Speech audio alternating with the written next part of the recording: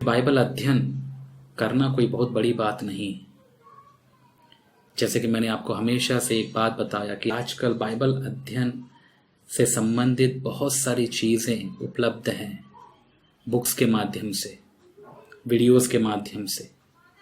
हर जगह यदि आप जाएंगे, बाइबल को लेकर प्रचार करने वाले, शिक्षा देने वाले बहुत हैं।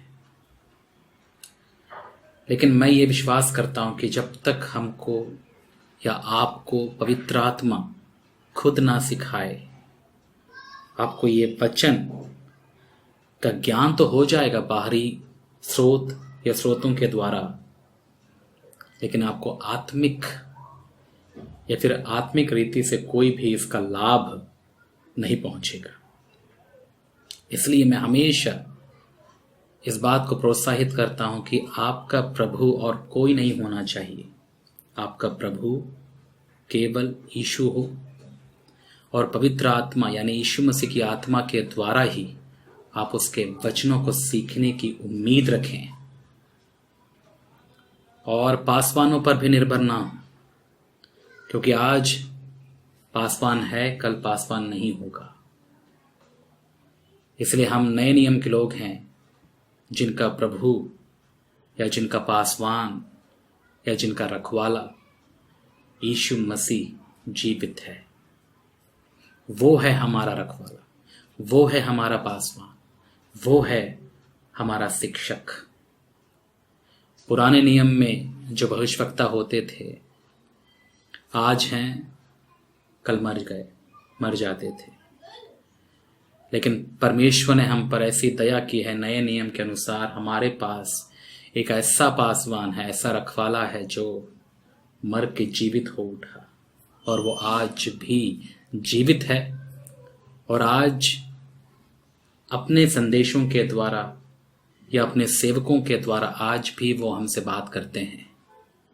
वही तो हमारे अच्छे चरवाहा या अच्छे रखवाले हैं।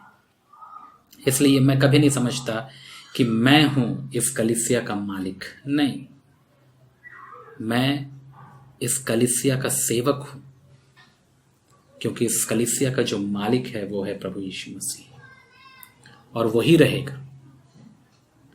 इसलिए जैसे आप इन वचनों को सुन रहे हैं, मैं भी इन वचनों के माध्यम से मैं भी प्रभु की सुन रहा हूं और उसके सुनकर मैं भी इन वचनों के आधार पर अपने जीवन को चला रहा हूं।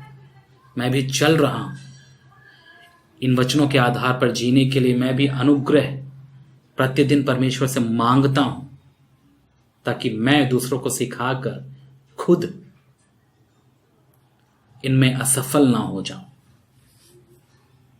इसलिए प्यारे भाई और बहन, मैं हमेशा इस बात का ख्याल रखता हूं कि जैसे या जो बातें मैं आपको सिखा रहा हूं, पहले वो बातें मैं खुद करूं, मैं खुद उसको जीऊं, ताकि मुझे इन वचनों के आत्मिक अर्थ और उसके लागूकरण को अच्छे से समझूं और उसको समझकर ही मैं आपको सिखा पाऊं।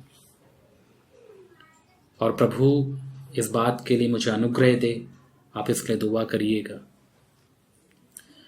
और जैसे कि मैं आपको प्रोत्साहित कर रहा हूं कि आप भी परमेश्वर यानी पवित्र आत्मा से सीखने की, समझने की उम्मीद रखिए, क्योंकि जब तक आपको परमेश्वर ना सिखाए, जब तक पवित्र आत्मा आपको ना सिखाए, याद रखिएगा, कितना भी बड़ा पासवान हो, कितना भी प्रभावित वक्ता हो, वो आपको कुछ नहीं करवा सकता, आपके लिए कुछ भी नहीं वो कर सकता।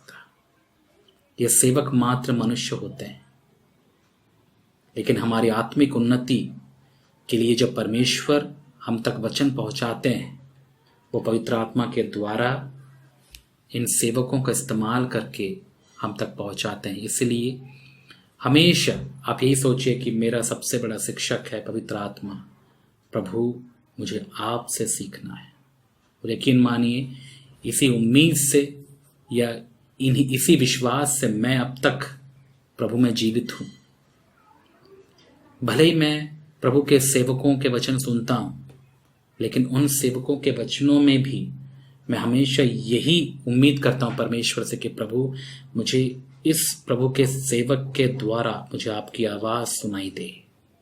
मुझे आपकी आवाज सुननी है प्रभु, क्योंकि जीवन के वचन तो आप ही के पास है।